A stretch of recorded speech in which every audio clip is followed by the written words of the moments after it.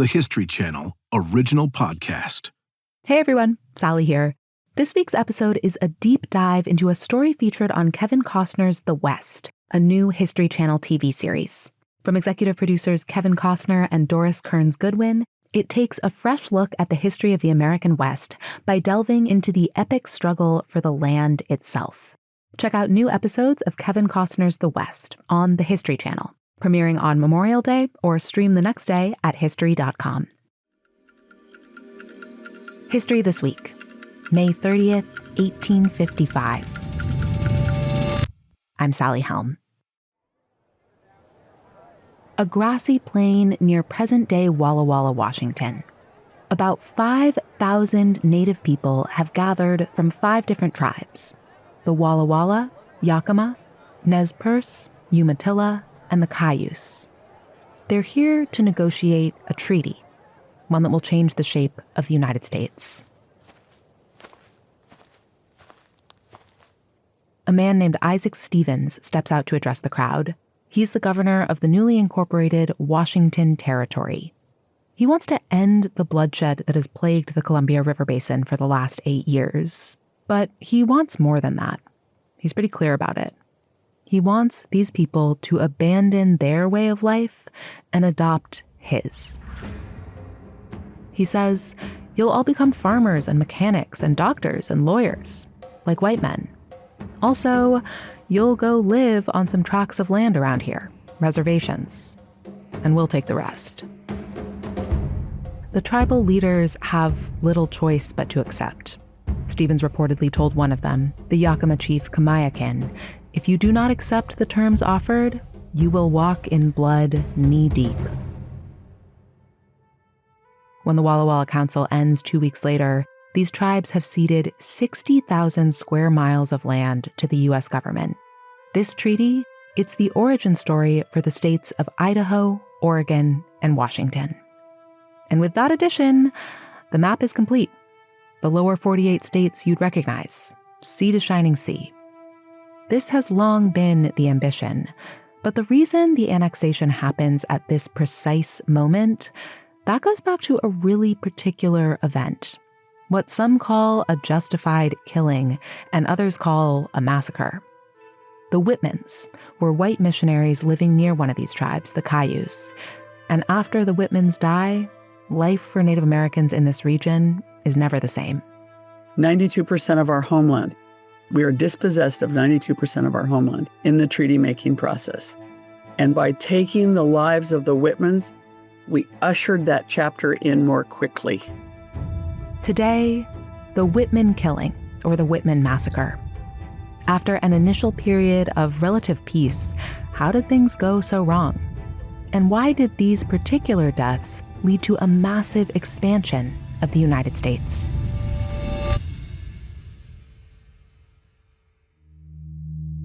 Thousands and thousands and thousands and thousands and thousands and thousands of years. That is how long the Cayuse have lived in the Pacific Northwest. So we have been here a very long time. Bobby Connor is director of the Tomaslikt Cultural Institute. She says the Cayuse settled right on the border of present-day Washington and Oregon. This was somewhere between 16 and 20,000 years ago, before the glaciers retreated from what's now the United States. We have oral histories about the people who escaped those massive glacial melt floods. There are other tribes in the area, but the Cayuse keep somewhat to themselves. They were a mountain people, and they were expected to be excellent in whatever they did. I think of that in the same way I think of samurai, in their insular, rigorous, demanding culture. The Cayuse are probably most famous as skilled horsemen. Horses aren't native to the Americas, but once they arrive, the Cayuse master riding and breeding and soon own some of the fastest horses in the American West. They were fierce on horseback, they were fierce on foot, and when they were hospitable, they had a fierce sense of hospitality. When they ask you to sit down and eat, because they wanted to be fully in command of taking care of you. At first, that hospitality extends to Christian missionaries who begin arriving in Cayuse lands in the mid-1830s. They're riding the winds of the Second Great Awakening, a religious revival that inspires thousands of Americans in the early 19th century. Around 1790, only about 1 in 10 Americans went to church regularly. Blaine Harden, author of the book Murder at the Mission. After the Second Great Awakening, by 1835, about 8 in 10 Americans went to church regularly. The American population had been swept by evangelical Protestantism. These missionaries aren't the first white people that the Cayuse have encountered. They trade regularly with the Hudson's Bay Company. Those horses they breed are quite valuable, and the Cayuse are happy to exchange them for Western tools that can make their tribe more powerful. The Cayuse never numbered more than 800 people, but they were particularly good at adopting Western technology. They had rifles, they had steel knives, so they punched well above their weight.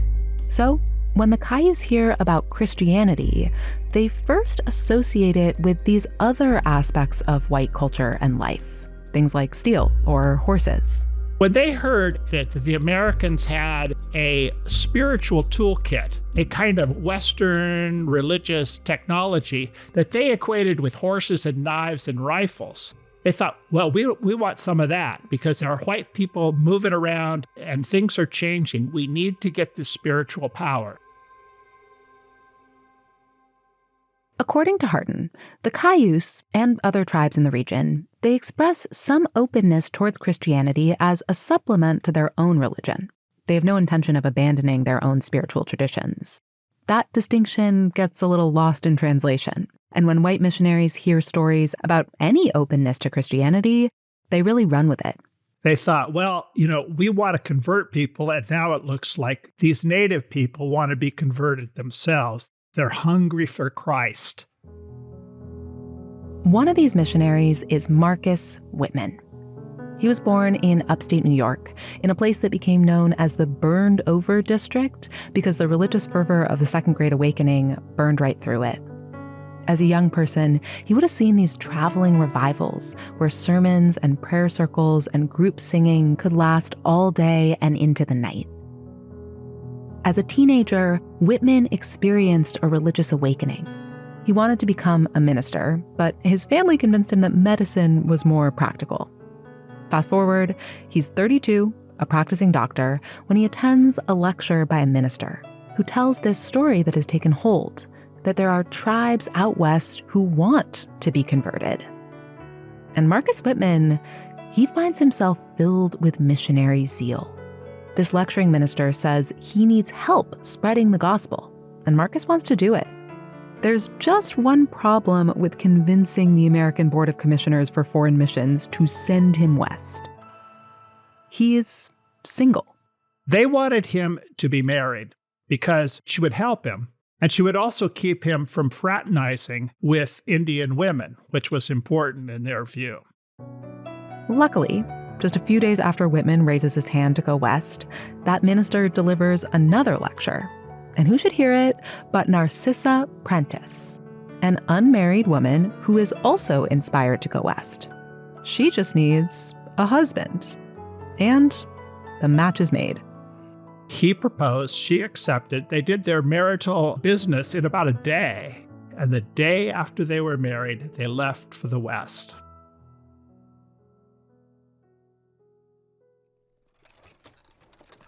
They're not alone. They're traveling with another married couple, Henry and Eliza Spalding, which is a little awkward because 7 years earlier, Henry Spalding had proposed to Narcissa Whitman. She rejected him. So this months-long journey on what will become known as the Oregon Trail, it has its tense moments. Narcissa later wrote to her father saying, "We never should have traveled west with this guy. He harbors all these ill feelings and jealousies towards me and Marcus." The missionaries do finally make it to their destination in the fall of 1836. At that point, the two couples really had had enough of each other. Henry Spalding was so annoying and precipitated so many arguments that they decided they had to live a long ways away from each other. The Spaldings settle next to the Nez Perce tribe, and the Whitmans go 120 miles away, near a small Cayuse village. This land belongs to the Cayuse. It is not part of the United States. It's not even a territory yet. When the Whitmans first arrive, the Cayuse are away on their annual fall hunt. And when the tribe returns, they embrace the newcomers with that legendary Cayuse hospitality. And Marcus Whitman, remember, is a doctor. He connects with the Cayuse early on by healing some of the tribe's members. But he is also warned by some nearby traders that this could be dangerous. If you choose a mission among the Cayuse, you must know this. They will kill you if you are an unsuccessful medicine man. Bobby Connor says Whitman is considered a Tiwat, a supernatural healer. Narcissa Whitman wrote at the time, "It has been and still is the case with them. When one dies in your care, they will hold you responsible for his life, and you are in great danger of being killed."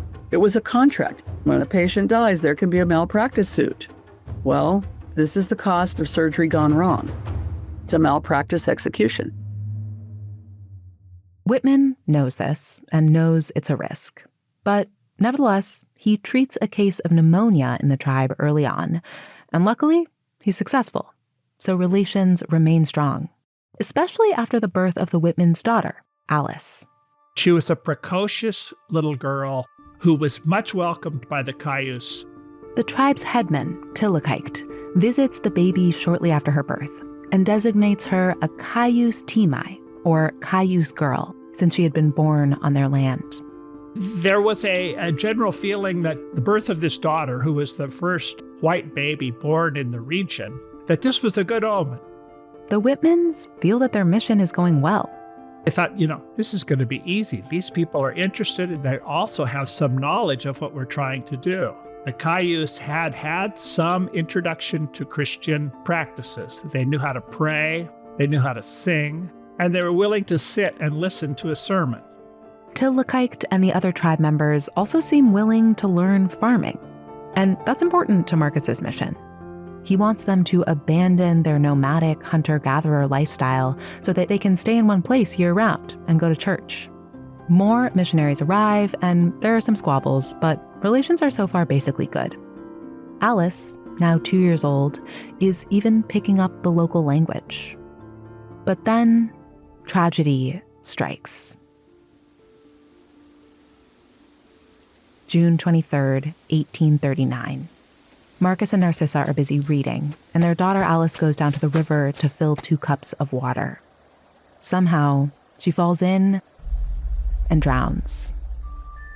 Narcissa really never recovered from the heartbreak of that drowning. She basically turned away from her missionary vocation and really did not have a whole lot to do with the Cayuse. Relations with the Cayuse go downhill. Marcus was probably a better farmer than he was a doctor or missionary. And they watched as he prospered, as his crops grew.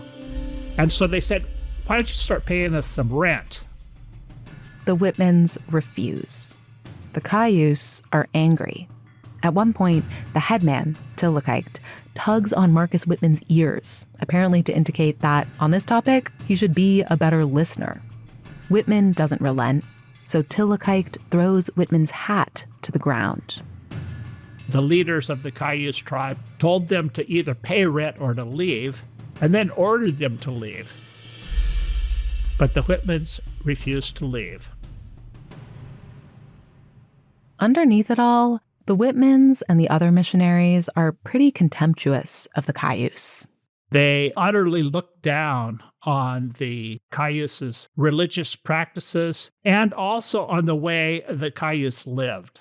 The Cayuse may have been willing to sit in church or even recite some prayers, but the Whitmans basically don't convert any of them. The mission is failing. And soon, Marcus gets a letter from the missionary board. You've been fired. You're coming home. But Marcus, he's not taking this lying down. He travels 6 months back to headquarters in Boston. And he did persuade the board to change its mind. Whitman has the mandate he needs. Now, he'll come back to the Cayuse with renewed purpose. And he's not alone. He returned on the largest wagon train up to that point over the Oregon Trail. Marcus Whitman returns to Cayuse lands along with a flood of other white settlers. There were hundreds of them, and then there were thousands of them. History This Week is now in its 6th season, kind of crazy, and we love bringing you these stories. All of our work is supported by the ads you hear on the show, but if you don't want to hear those ads, we're now introducing History This Week Plus, available exclusively on Apple Podcasts. For just $2.99 per month, you'll get all of our new episodes without any of the ads, and we'll be adding ad-free versions of our older episodes too. So subscribe now and get your first week free. History This Week Plus, exclusively on Apple Podcasts. In the 4 years after Marcus Whitman's return, from 1843 to 1847, 10,000 white settlers will land in Oregon country. A shock, an absolute shock to the Cayuse. The first white people to head out to Cayuse lands were missionaries like the Whitmans, and there were just a handful of them. But these new settlers are coming in much greater numbers, and they're not missionaries. Many of them are fueled by the fervor of manifest destiny. They want to take the continent for America. Marcus Whitman, he started out with a different fervor, a fervor for spreading the Gospels. But over his 7 years in the West, he has transformed. It's about manifest destiny for him now, too. Whitman wanted this to be American. He said, we need to bring these American Protestants to the West so that this will be an extension of the United States. Whitman writes at the time, I have no doubt our greatest work is to be to aid the white settlement of this country. They're going to take this land over. And as important, the Cayuse began to perceive that he was more of an impresario of white settlement than he was a Christian minister to their needs. Whitman's tone towards the Cayuse becomes much more antagonizing. They wanted the Cayuse to renounce their nomadic ways, to dress like white people, and to act like white people. They wanted us to sit still year-round, not travel our seasonal cycles on horseback to gather our foods. They weren't interested in our way of life. They were interested in teaching us theirs. At one point, Marcus Whitman is upset about some wolves who are ruining his crops and killing his livestock. He plants some meat laced with poison to kill them. It was hanging up, and Indian people ate it and got sick. Those who were poisoned nearly died. But, it was an accident. In another incident, though, one of the missionaries decides to teach the Cayuse a lesson. The mission had, as part of its crops, a patch of melons. They wanted to teach us about personal property, and they put an emetic in the watermelons to teach us not to take them without permission, and people got sick. It just became clear to the Cayuse that this was a huge mistake, having these missionaries. 1847 is the largest year of migration along the Oregon Trail yet. And those white settlers bring measles. The Cayuse and other tribes have no immunity. The disease rips through the population. In one village, the story is that there's no one adult left to bury the dead. We can't even have a burial ceremony because there's no one to conduct it. So this epidemic and the enormously terrifying death toll sort of combined with the long-standing resentment of the Whitmans on the part of the Cayuse to create really a lot of anger and rage. And then a conspiracy theory began to float around in Cayuse country that said that the Whitmans were planning to poison the Cayuse and take their land. It was not hard to believe. After all, Whitman and the missionaries had used poison before. poison that had made the Cayuse sick. And now, the Cayuse are dying in droves of this new disease. Now, Marcus Whitman, remember, is a doctor. And during the epidemic, he does try to help, but the results do not look good. When he as a physician would minister aid to white people, most of them lived. When he tried to doctor our Indian children and Indian adults, most of them died. His technique for helping to mitigate the symptoms of the disease was to bleed people and sometimes roll them in the snow. This, of course, did not help people recover from the measles. And so Whitman, by the measure of the Cayuse tradition, was a failed medicine man, and he deserved to be killed. For the Cayuse, November 29th, 1847 is a particularly dark moment of this measles epidemic. They have buried 9 people in about a 24-hour period. They buried 3 children that morning. A small group of Cayuse approach the Whitman home, asking for medicine. They enter the kitchen. One of them drives a hatchet into Whitman's head. For good measure, they shoot him dead. And then they all went outside, and a general bloodletting began.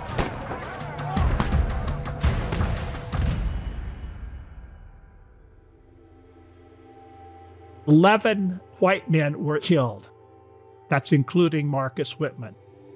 The Cayuse did not kill women or children. The only woman they killed was Narcissa. 11 white men and Dr. Whitman and Narcissa were all buried in a shallow mass grave.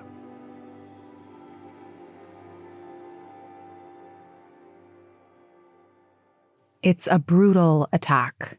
And in the immediate aftermath, there's outrage on both sides. The Cayuse largely distanced themselves from the violence. The men responsible took 47 hostages who fall under the care of other tribal members, and a large group of Cayuse decide, okay, this kind of thing can't continue. There are people who are engaged who write a letter to the Oregon provisional government to have a peace council set up so that we can prevent further bloodshed. The peace council negotiates the hostages' release, but that doesn't sate the anger of the white settlers. They soon raise a militia to exact vengeance on the Cayuse and also to take their land. It becomes known as the Cayuse War, but that would presume armed combatants against armed combatants.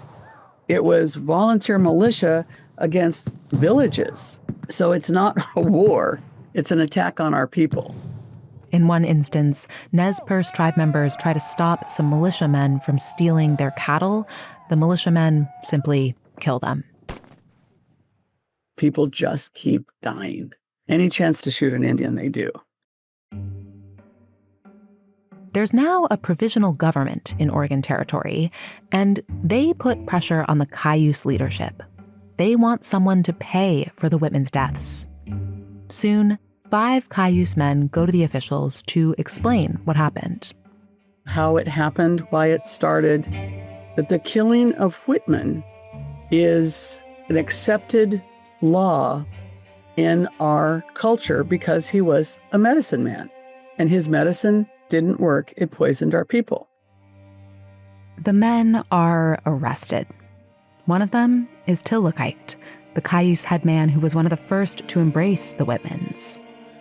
But now, this attack has set a chain of events in motion that will be devastating for the Cayuse. As he's being transported to stand trial, Tillakite reportedly says, "Just as your Christ died for the sins of all people, so do we sacrifice ourselves for the other Cayuse people."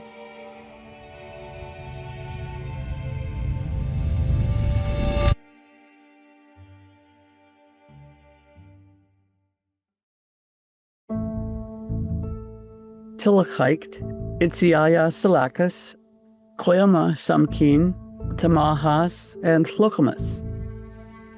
Those men become known as the Cayuse Five. Their trial in Oregon City is a spectacle.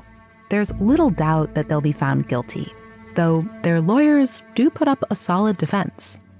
They said that the killing occurred on Cayuse land, which was not part of the United States, with no rule of law other than the traditional law of the Cayuse. And the traditional law of the Cayuse justified the killing of medicine men. They had done it many times. Marcus Whitman was aware of this. The judge considered that and just threw it out.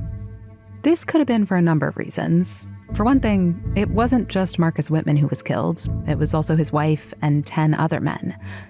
But perhaps even more importantly, the idea that the Cayuse control their land and determine its laws, these white settlers aren't having it. The Cayuse Five are found guilty of murder and publicly hanged. To choke them to death means that their spirit will be held in their body and it won't be allowed to pass to the other land, to the other side, across the veil, across the river to where our ancestors are. So the worst way to kill them is how they kill them, by hanging.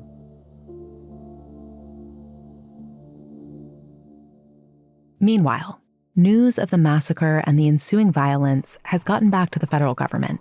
The settlers in Oregon sent a delegation back to Washington. And this delegation persuaded President Polk to turn the Oregon country, which was sort of this amorphous mass, it had no particular status, into an official territory of the United States. Circumstances for the Native Americans and settlers in Oregon change quickly.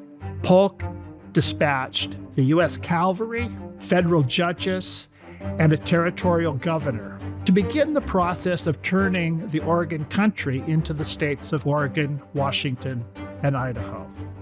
Without the Whitmans' deaths, Blaine Harden says, who knows when the U.S. would have incorporated this region into the country. What Whitman and his wife really did, more than anything else, the result of their missionary endeavors, is they got themselves killed, and their death was a trigger for motivating the President of the United States and the Congress to turn the Oregon country into a legal part of the United States, and it created a continental nation. The Oregon Territory is kind of the last puzzle piece. If you look at a map, this gives America control over the 48 contiguous states it retains today. Over the coming years, tens of thousands of settlers will cross the Oregon Trail in search of land and wealth. And Marcus Whitman will reach the status of a martyr, largely due to the efforts of one man, Henry Spalding, the annoying missionary who had once proposed to Narcissa Whitman. Spalding's life at this point is in disarray. He's unemployed, bitter, and desperate for relevance and power. And in the years after the Whitman killings, he spreads a story that is just a lie. Spalding spun the story that the missionaries were killed because they had thwarted this Indian Catholic British plot. Right. In Spalding's story of Whitman's death, the British are involved, the Catholics. There's a lot of anti-Catholic sentiment at the time in the United States. Spalding is essentially making up a conspiracy theory, one that has himself and his wife and the Whitmans as star heroic characters. In his version, Whitman saves Oregon from being stolen by the Brits. Then, tragically, he's killed by the Cayuse. He did not explain about the measles epidemic or about the years of bad blood between the Whitmans and the Cayuse, or about the fear of these people, of thousands of white people taking their land. He turned it around and made it into a almost Christ-like event where Whitman gave his blood so that Oregon, Washington, and Idaho could become part of the United States. This story appears in newspapers across the country. It's a perfect anecdote to reinforce all of the ideas around manifest destiny. Spalding goes to Washington and has Congress introduce his version of events into the record. It became the really the essence of every history book on the Pacific Northwest. Blaine Hardin himself grew up in the Pacific Northwest, so he definitely heard of Marcus Whitman, the martyr. In elementary school, his class performed the story in a play. Not the death part, that was too grisly, but the story of Whitman the hero who saved the Pacific Northwest from the British, and as a missionary who helped the Cayuse learn to read and to grind wheat for bread. The real story, as you just heard, is a lot more complicated than that. I mean, this killing was a terrible thing. There's no way around it. It was brutal. It was unjustified, but it was also understandable. This time still echoes loudly in tribal memory. It's a widespread sense of injustice in our community. It's a widespread sense of tragedy. A tragedy in which many people, not just the Whitmans, lost their lives.